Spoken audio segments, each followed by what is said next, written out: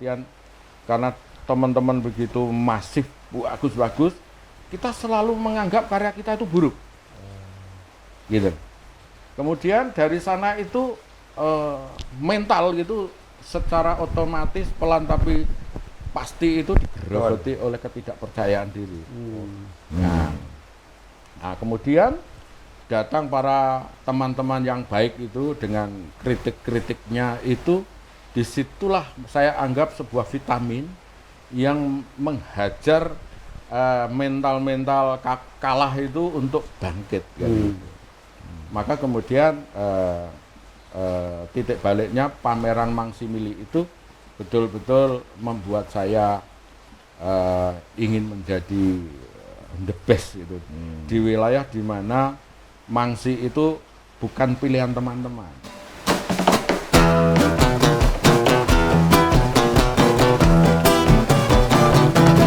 Mangsi-Mili, la la la la li li li li. Mangsi-Mili, la la la la li li li li. Mangsi-Mili, bikin hidup lebih berarti. Oh, Mangsi-Mili, la la la la li li li li. Mangsi-Mili, la la la la li li li li. Mangsi-Mili, bikin hidup lebih berarti. Mangsi-Mili, bikin hidup lebih berarti.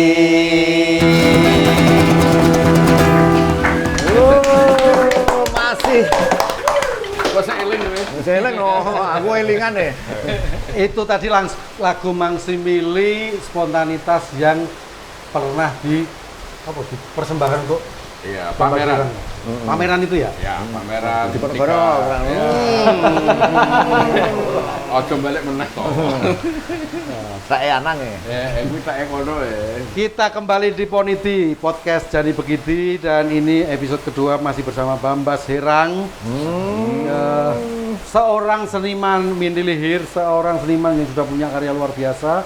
Selama di sini saja sketnya itu sudah ada 2. Banyak banget toh. 200. Dan karyanya Bambang Aris itu nggak cuman sket, tapi juga apa istilahnya apa? Ya, karya dua dimensi tetap Dua dimensi. pakai media mainstream. Kanvas, akrilik, cat minyak, cat semua minyak. dipakai lah medianya. Untuk orang mengenal seorang Bambang Aris itu kalau ditanya aliran itu alirannya apa? Kalau zaman hari ini aliran sebenarnya sudah nggak dipakai, tapi orang mengatakan kontemporer kan gitu. Saya nggak tahu itu. Teman-teman selalu bilang begitu. Korempoter. Yes. Oh, kontemporer. Korempoter. Jadi karya-karya saya bebas saja lah kalau ditanya aliran. Saya dibilang mau kontemporer, mau ekspresif, mau aliran deliver art. Deliver Bebas, art, apa itu? ya. Deliver art, bagus. Free ya. Saya pengen tanya bebas. Mas Jan. Kayak tas. Ini kan banyak teman-teman yang nggak tahu omahmu itu di mana, rumahmu di mana, studionya di mana, kan pasti punya studio kan. Ya kalau orang mau beli kayak Mau beli kan ini. nggak tahu kalau Iya. atau mungkin biar nggak tahu, biar saya nganter dan dapat persenan, kita Iya. nggak tahu kan, biasanya gitu strateginya. Situ Blantik ya situ. Lantik lah. Art dealer, Bung. Art dealer. Art dealer. Jadi, Bahasanya berkelas art dealer. art dealer. Calo. Para pelukis kalau mau jual lukisan bisa lewat C. Saya. Bisa promo. Saya tinggal di Soragan atau di wilayah barat, tepatnya di Kampung Tegal Ijo. Jadi studio saya di sana udah hampir 25 tahun tinggal di sana. Tua ya. Ya, wis tua. Tapi orang sana nggak ada masalah. Iya, kadang-kadang karena nggak ikut kerja bakti tuh, Bung. Mesti tanginnya awan. Tangin awas. Rondo ya ora tahu mesti. Iya, jadi Podo. yo studio, yo ruang pajang, yo Itu ya di rumah itu. Rumah tinggal. Iya, di rumah Tapi tinggal bagus saya. Mas Anang rumahnya kan pernah kayaknya ke sana, bagus banget rumahnya. Terima kasih loh, Cek. Asri, rumahnya asri banyak buah. Heeh. Jadi Iya, termasuk saya pernah kecipratan gedang. sama nongko, Bung. Kalau dia panen nongko itu biasanya terus towo-towo ke teman-temannya. Aku panen buah, tapi yang teman-teman cewek. Masalahnya itu. Maksudnya tahu ke teman-teman itu yang cewek-cewek, kalau yang cowok dia Enggak. tahu itu didol. Didol, kalau cowok didol. Kalau ke cewek Nongko lho. nongko. Ini nongko ini ya kontemporer. Iya. Kira-kira begitulah, enggak bola saya itu. Nyah-nyoh terhadap cewek-cewek ya. Enggak, itu obrolan orang selo. Nah, tadi di episode 1 itu kita mau bahas apa? Eras? Yang PR terakhir mau kita kulik tentang Dia itu kan selalu berimajinasi. Oke. Dalam karya lukisnya juga dia berimajinasi tentang suatu hal, tentang bentuk dan segala macam. Nah, ini tentang cintanya. Oh. Dia berimajinasi karena kebetulan Pak Bambang Heras itu duda reguler. jadi Permanen, Bung. oh duda permanen. Oh ya, jangan kalau permanen. Situ yang reguler. Nek permanen tenan loh situ. Ya udah. Udah permanen. Lah kan permanen. Enggak, maksudnya pengen nikah lagi enggak? Teman-teman dia Ini masih bahaya duda. loh. Bahaya loh. Internal banget loh. Ki. Ini pertanyaanmu itu tidak masuk muri loh, Bung. Oh, Muri aja juga nggak masuk pertanyaan. Berarti gini, karya-karyanya Bambang Heras itu apakah dipengaruhi juga oleh apa ya, kehidupan cintanya? Pasti semua terpengaruh, Bung, saya. Jadi tidak hanya cinta tapi juga pengalaman hidup, kemudian tokoh-tokoh yang ada yang pernah mendidik saya, teman-teman mendidik saya, terus lingkungan mendidik saya, masyarakat mendidik saya. Itu terpengaruh, pasti terpengaruh, nggak mungkin enggak. Karena dari sana saya belajar banyak hal, terutama bagaimana memberikan muatan kepada karya saya. Jadi sebenarnya sketsa Mangsi-Mili itu bagaimana kita belajar karakter objek yang kita dapat, baik teman-teman yang kita sket, objek-objek permanen yang kita sket, objek sejarah terutama, sejarah Indonesia itu betul-betul menjadi konsep karya saya, terutama problematika sosial ya yang ada di sekitar kita. Setelah ngobrol seperti ini pun, jika ada ide atau gagasan bisa jadi karya gitu kan. Tapi kan ada catatan jika, berarti kan meragukan. Jika Iya, jika itu jika ada. Jika ada. Dan itu yakin kalau tidak ada sebenarnya. di sini Ya. nggak ada kan berarti. Kalau Itu melihat jangan sungkan loh, Bung. kalau melihat levelnya situ di bawah saya kita nggak ada. Justru kemungkinan menemukan setelah pulang dari Iya, sini. setelah pulang. Kemudian ada gagasan. Oh ternyata Hostnya salah satunya mirip candi gitu kan. Iya. Oh iya, candi. Nah, iya. Oh iya, ini dalam suatu periode sampean kan Live melukis ya? beberapa candi. Ya. Perjalanan itu kan panjang sampai ke Jawa Timur, Bali. Itu berapa lama prosesnya ngopo wae itu, Mas? Sebenarnya Mangsi-Mili itu tabiat ya. Artinya dari mulai kuliah sampai hari ini itu tidak pernah berhenti. Terutama tadi itu saya kembali lagi ngobrol bahwa terutama saya suka sejarah kan gitu. Bahkan kemanapun saya selalu membawa kertas dan tinta. Kemanapun itu udah tabiat gitu kan. Karena kadang seperti orang fotografer manuk terutama itu Siapa gue kira-kira tuh manuk? nggak usah disebut namanya nanti terlalu populer. Rada lucu ya. Jadi momentum itu tidak bisa terulang lagi ketika yang bisa membuat saya tertarik untuk mendokumentasi. Iya. Nah, sayang jika momentumnya bagus, Tidak tertangkap ya. tidak tertangkap oleh sketsa Mangsi-Mili. Contohnya seperti ini. Ketika saya suka kalau pergi perjalanan darat itu selalu mampir di situs-situs sejarah kan gitu. Jujur saja saya banyak dipengaruhi Putu Lyong sebenarnya. Karena berangkat dari sejarah itulah kita mengenal nenek moyang kita. Selain mendokumentasi candi-candi atau sejarah itu sendiri, otomatis belajar sejarah itu sendiri. Mau tidak mau ya harus Mau nyari tidak kan. mau, kita kan tetap memberikan kisah, katakanlah Tribuana Tunggadek itu siapa, Mojopahit itu bagaimana sampai dianggap negara paling besar di Asia Tenggara. Nah itu akhirnya kita belajar sejarah. Nah dari situlah kemudian situs-situs itu memberi pengalaman empiris yang kemudian di karya-karya saya di kanvas itu selalu hadir, menjadi sebuah konsep.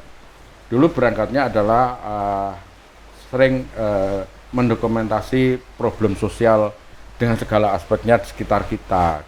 Semakin ke sini itu ternyata tidak hanya lingkungan kita tapi juga sejarah kita kan gitu. Jadi disitulah sebenarnya konsep dari karya-karya saya. Makanya perubahan-perubahan itu kan karena berinteraksi dengan banyak orang ya, termasuk tadi Sepakat. disebut Iya. nama Putu Lyong, karena Putu Lyong juga termasuk orang yang mendokumentasikan sejarah juga ya. Persis, ya. Jadi ada kecenderungan sama, maka kemudian dari sana pintu masuknya saya berangkat. Sebenarnya yang membuat menarik itu apa sih sejarah itu? Kok malah nanya, kita yang nanya. Iya, enggak, saya waktu itu diajak pertama kali itu kan begitu. Oh, Maka bertanya. dari sanalah saya akhirnya berinteraksi. Dari pelan hanya artistiknya saja. Oh, hanya pokoknya mata yang Mata, menangkap. iya indah saya dokumentasi. Tapi otomatis karena ketarikan yang terus-menerus akhirnya sejarahnya juga. Kita harus sering membaca. Dari sanalah kita tahu sejarah Indonesia. Kira-kira seperti itu. Iya, karena dengan membaca akhirnya tahu sejarahnya apa, pasti ketika proses melukis itu akan masuk ke dalam apa ya? Isi Iya. di lukisannya ya. Persis, Pak. Biasanya apa ya? Mungkin sebelumnya kan melihat dari sisi keindahan saja. Ya. Apakah setelah itu misalnya dengan tempat yang sama ini, satu misalnya candi Kalasan misalnya. Ya, Kan pada awal hanya menangkap dari sisi keindahan. ya. Ketika pulang Mm-mm, akhirnya itu lukisan jadi, mm-mm. akhirnya juga belajar tentang Iya. sejarah Candi Kalasan itu. Ya. Apakah terus kembali lagi tapi membuat lukisan dengan memasukkan unsur emosi ke dalam? Ya, otomatis semua masuk. Karena pertama hanya visualnya saja, artistiknya saja. Karena memang candi di Indonesia nggak ada yang artis, semua artistik. Ya. Karena memang seniman masa lalu itu dahsyat sekali. Maka otomatis pulang kita membaca sejarah candi itu dulu. Buka dari manapun sumbernya kita bukai. Dari sana kemudian kita dapat gagasan. Oh ternyata begini. Iya. Ya. Akhirnya secara detail kita pelajari lagi ke sana visualnya satu persatu. Contoh Candi Penataran, itu ada eposnya berkeliling. Di sana juga diceritakan tentang kekalahan tentara Mongol gitu. Ada apa? Reliefnya. Kita belajar sana. Akhirnya kita belajar kenapa bisa kalah. Nah dari sana kita semakin tahu sejarah nenek moyang kita dengan detail kan kira-kira gitu. Dari situlah kemudian artefak-artefak itu masuk di karya-karya kan gitu. Membaca sejarah dari Iya. interpretasi Iya. seorang Bambang Heras ya. Iya. Iya. Candi Penataran ini berarti wis sukombian itu sakjane wis digital banget loh. Iya, sebenarnya Kan komputer. ada epos toh. Iya. Jadi sudah ada ngirim dengan kiriman surat dengan digital, Iya. epos. Ya. Tapi bener itu.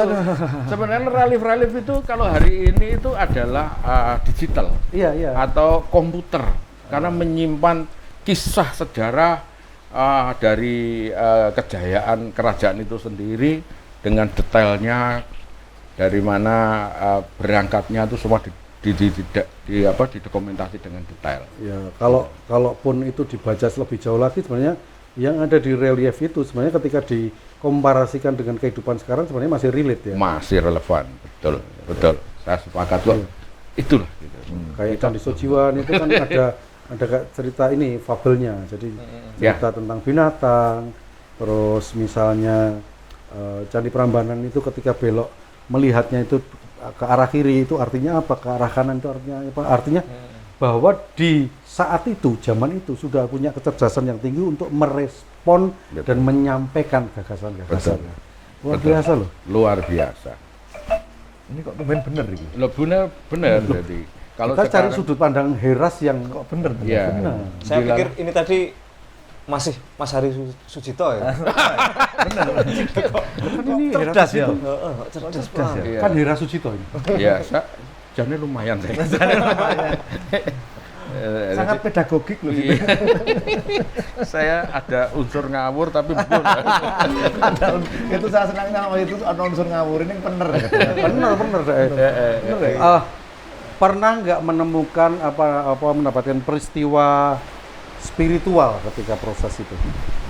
Saya nggak tahu apakah spiritual atau tidak, tapi setidaknya dari perjalanan secara empiris ya, kita itu seolah-olah membayangkan, bahkan terbawa ya ke masa lampau. Encek kalau didongengi, Iya. Ngantuk.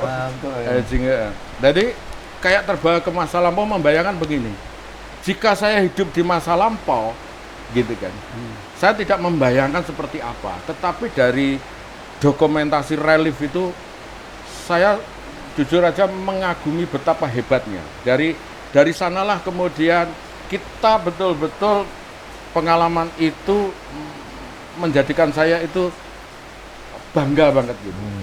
Jadi membentuk karakter ke sana itu. Betapa kita harus tetap menjaga kelestarian itu. Tapi itu kadang-kadang juga jadi miris juga ketika kita datang ke suatu tempat candi itu tidak terawat. Bahkan dirusak. Banyak yang hilang. Banyak yang Artefaknya. hilang, kepala hilang. Batu-batunya. Sedihnya minta ampun. Nah, karena seringnya datang itu kan perasaan itu aduh. Jadi kita sedih gitu. Dari situ sudah mulai ada rasa jatuh cinta sama patung gitu ya. Iya. Siapapun saya sering jatuh cinta. Iki jujurmu nang ngene. Loh, karena saya melihat justru sing diomongin Cek di episode sebelumnya bahwa Heras itu orangnya romantis. Romantis orangnya. Ternyata merespon sejarah pun dia dengan satu nilai emosional yang Sangat menyentuh. emosional. Cah visual ya, Bung. Cah visual kan mesti romantis. Matur nuwun, Cek.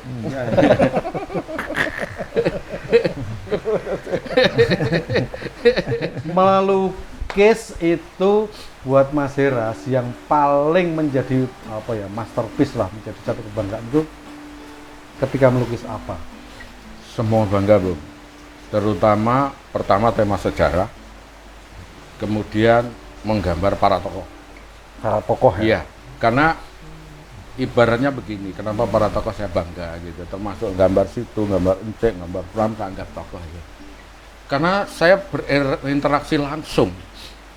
Saya tidak gambar dari foto atau dari Bukan pelukis foto ya. Iya, Nggak pernah lukis dari foto. Iya pernah. Nah, lah. Nggak, maksudnya gini, nggak prosesnya. pernah itu nggak merasa bahwa aku ini bukan nyawanya jadi nggak ada.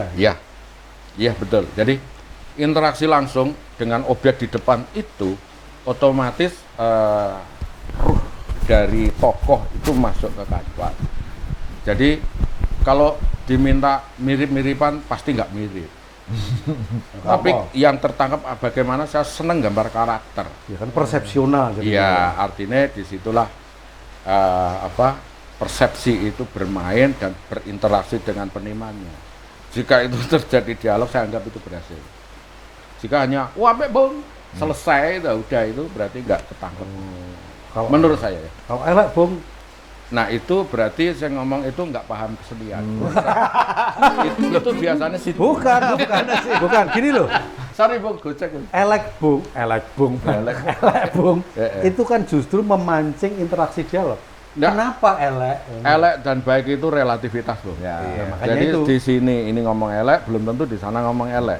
Iya, Jadi pelukis itu ketika dikritik atau dikritisi elek, ya. jangan pernah putus asa. Belum tentu hari ini di sini elek, besok jadi elek. Betul. Karena ketika proses berkarya Ya. itu adalah masih menjadi pemilik senimannya. Persis. Sudah menjadi karya, sudah tidak punya hak lagi untuk menjelaskan ini lukisan maksudnya apa. Tapi persepsi orang yang Persepsi, Ya. lebih ke persepsi. Kadang malah dikatakan lukisanmu elek durung ya, Bung. Ya, Ya. Elek durung. ya betul. Jadi ada nggak yang usah seperti putus asa, itu biasa. Biasa. Karena itu gini, elek atau durung itu sebenarnya kritik bahwa harus bekerja keras. Ya. Betul.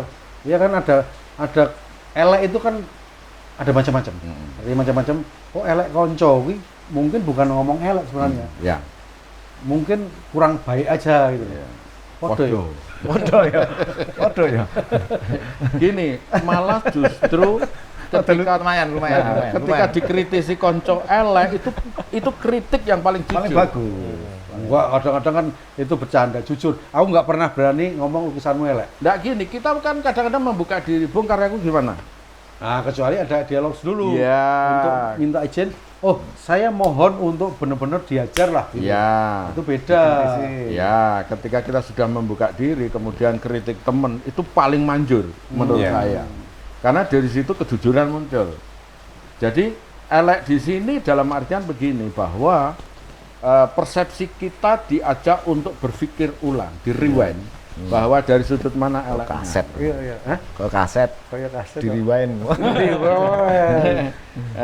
Proses panjang dengan kritik teman itu yang kemudian kita itu sebab. Contohnya begini, dulu ketika saya sebenarnya juga tidak begitu waktu dulu itu ini menjadi pelukis itu betul-betul berat dalam artian karena teman-teman begitu masif bagus, kita selalu menganggap karya kita itu buruk, gitu. Kemudian dari sana itu mental gitu secara otomatis pelan tapi pasti itu digerogoti oleh ketidakpercayaan diri. Nah, kemudian datang para teman-teman yang baik itu dengan kritik-kritiknya itu, disitulah saya anggap sebuah vitamin yang menghajar mental-mental kalah itu untuk bangkit. Maka kemudian titik baliknya pameran Mangsimili itu betul-betul membuat saya ingin menjadi the best itu di wilayah di mana Mangsi itu bukan pilihan teman-teman. Pilihannya Hiras. Ya, karena tidak berani. Mangsi itu tinta ya? Ya, tinta. Karena media Mangsi itu media paling sulit selain cat air. Iya. Tadi sudah dijelaskan, kemarin sudah diseratkan. Nah, justru paling sulit itu saya pakai.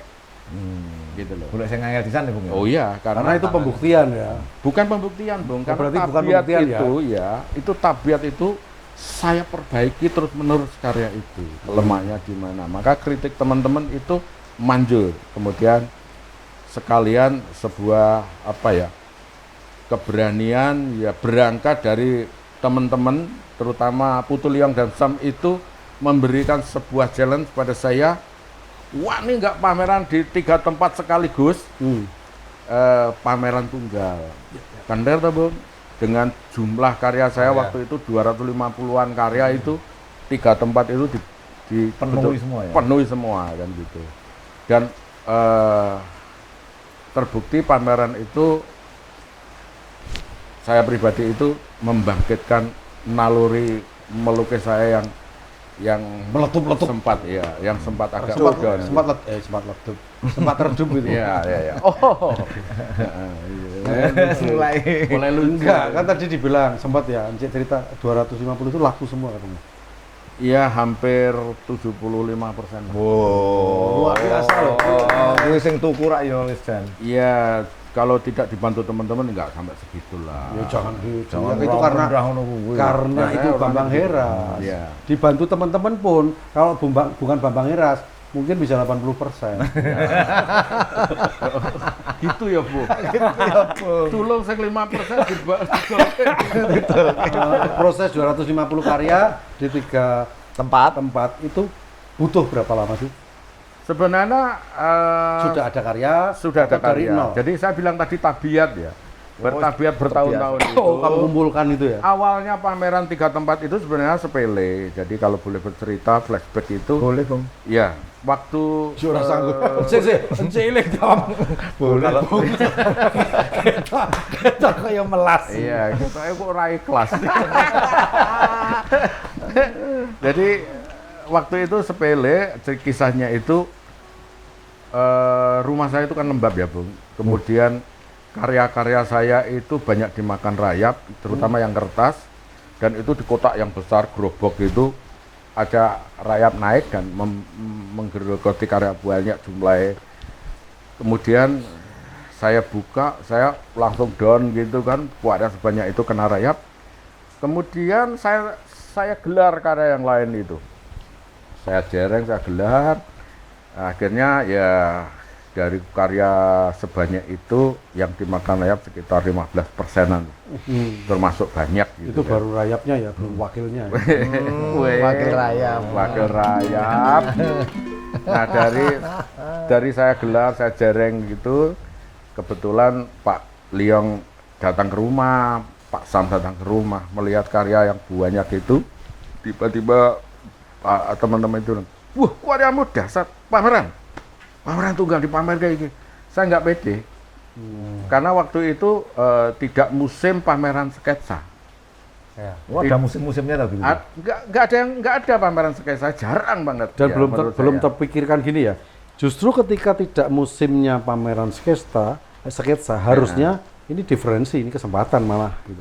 Saya Belum tidak kepikir berpikir gitu, karena pada saat itu ada boom lukisan yang luar biasa. Teman-teman kontemporer itu, karya-karya kontemporer lagi naik-naiknya, semua teman karya-karyanya terjual, dan menurut saya karya sketsa tidak terlalu populer kalau dipamerkan. Gitu.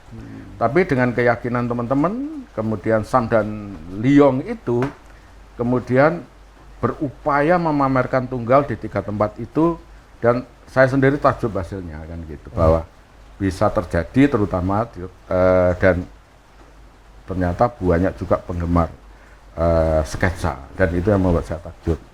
Nggak tahu cara Pak Liong dan Pak Sam itu mempromo itu, dan hasilnya menurut saya ya dahsyat sukses lah ya, dengan menurut ketidakpercayaan, ketidakyakinan Iya. Bambang Heras, direspon bagus. Bahkan kalau kita ngomong secara bisnis 75% itu kan bukan nilai yang kecil untuk sebuah Ya. karya tunggal sebanyak itu gitu kan. ya. Selain nggak pede karya juga biaya pameran itu besar teman gitu.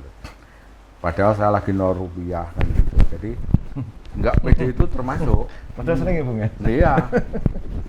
Akhirnya apa? Ya mungkin teman-teman melihat kesungguhan saya ini bisa dirupiahkan gitu. Bisa diangkat derajatnya. Ya.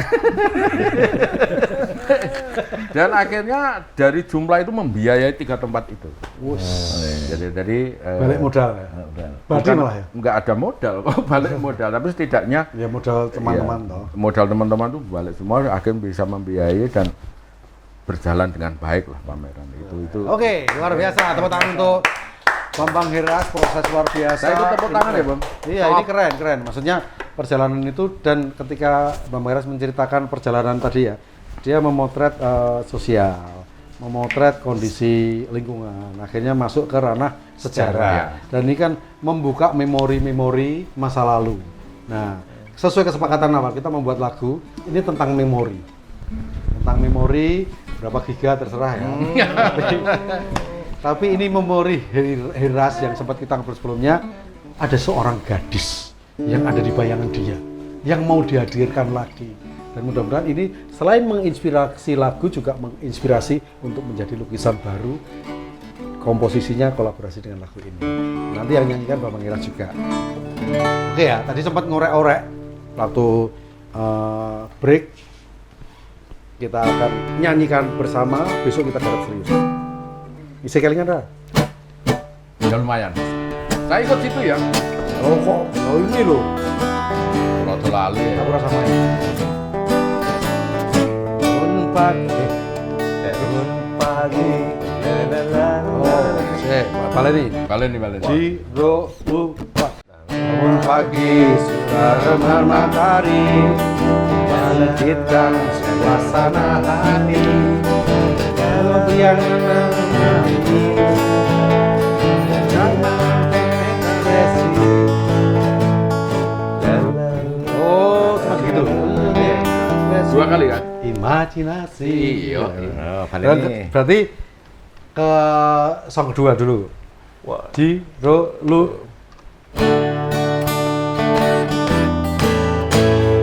Lintas ingatan gadis dalam memori, sekali ayah hadir denganku kembali. Ku ambil kertas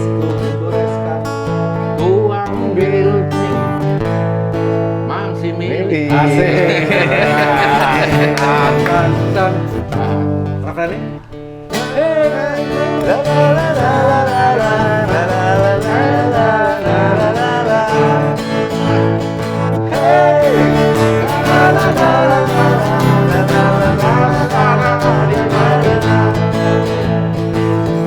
Seperti itu. Seperti itulah Seperti itu. kira-kira. Jadi gambaran seperti itu kita nana-nana dulu aja. Iya. Liriknya pokoknya sebenarnya kayak gini tadi. Nanti kita kembangkan lagi. Kita nyanyi untuk dipandu Pram. Pram. Iya. Kita nana-nana. Ya, oke. Yuk.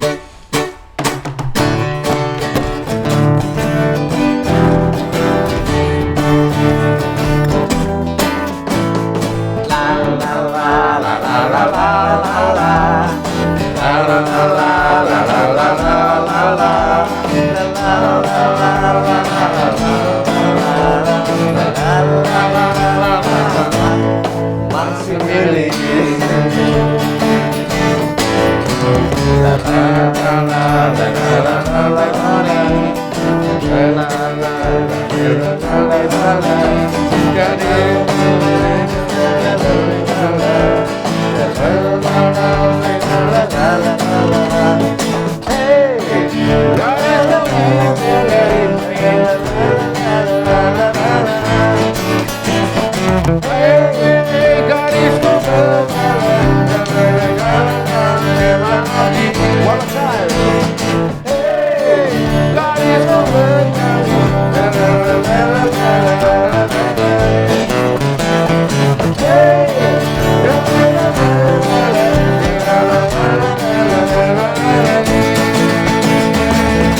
Masih milik.